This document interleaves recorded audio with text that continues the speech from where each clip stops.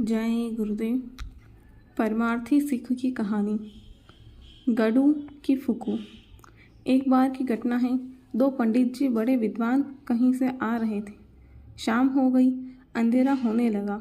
दोनों पंडितों ने देखा कि पास में एक गांव है, यहीं पर रुक कर रात काट ली जाए, सुबह आगे चलेंगे। यह विचार बनाकर दोनों गांव में पहुंच गए। वह गांव मुसलमानों का था। उन्होंने गांव वालों से पूछा कि मैं यहाँ रात रुक सकता हूँ। गांव वाले बोले कि आप रुक जाइए, कोई चिंता की बात नहीं, हम तो मुसलमान हैं, परंतु आपकी व्यवस्था अलग करा देंगे, आपको कोई दिक्कत नहीं होगी। उस गांव में एक औरत थी जिसका पति कुछ दिन पहले गुजर गया था। उससे कुछ गलती बन गई थी। उसका प्रेम किसी और बिरादरी के व्यक्ति से हो गया। जब बात गांव वालों को पता चली तो उसकी एक झोपड़ी गांव से बाहर डलवा दी और उससे कहा कि तू ब्राह्मणी है, गांव में कोई अतिथि ब्राह्मण या और कोई अचानक गैर मुसलमान आ जाए तो तुम उसको खाना खिलाना, सेवा सत्कार करना। दोनों पंडित जी लोग वहां रुक गए। उस औरत ने खाना बनाया और अतिथि विद्वान पंडितों से कहा कि महाराज, हमारे पास एक ही थाली है और एक ही लोटा है, आप कृपा करके बारी बारी से एक एक करके खाना खा लीजिए। यह सुनकर बड़े पंडित जी ने छोटे पंडित से कहा कि पहले तुम खाना खा लो, फिर मैं बाद में खा लूँगा। छोटे पंडित जी हाथ पैर धोकर खाना खाने गए। औरत ने खाना परोसा। पंडित जी जब खाना खा चुके तो उसने कहा कि महाराज, एक बात पूछूं? पंडित जी ने कहा कि पूछो।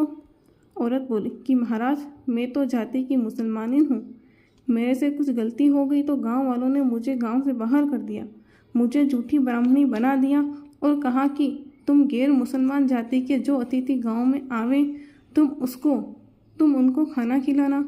महाराज, मेरे पास मेरी गलती से गैर बिरादरी के लड़के से प्रेम के कारण एक लड़का है। आप यह बताइए कि मैं उसका निकाह करूं या भावर डोलवाऊं। औरत की बात सुनकर पंडित जी के होश उड़ गए। कुछ सोच विचार करके बोले कि दूसरे वाले पंडित जी मुझसे ज़्यादा विद्वान हैं, तुम उनसे पूछना, वह तुमको सही राय देंगे। उसने थाली और लोटा साफ किया।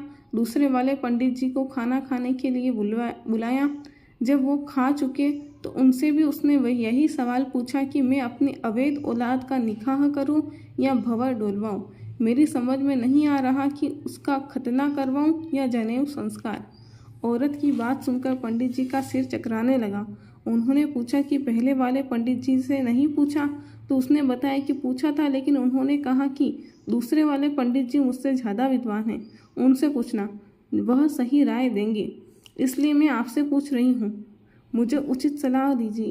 पंडित जी का दिमाग चक्कर खाने लगा। उन्होंने कहा कि तू चाहे निकाह करवा या भावर डोलवा, अपने लड़के का खतना करवा या जनेऊ, जो तेरे जी में आवे सो कर, लेकिन मैं अपने लिए सोच रहा हूँ कि मेरा क्या होगा।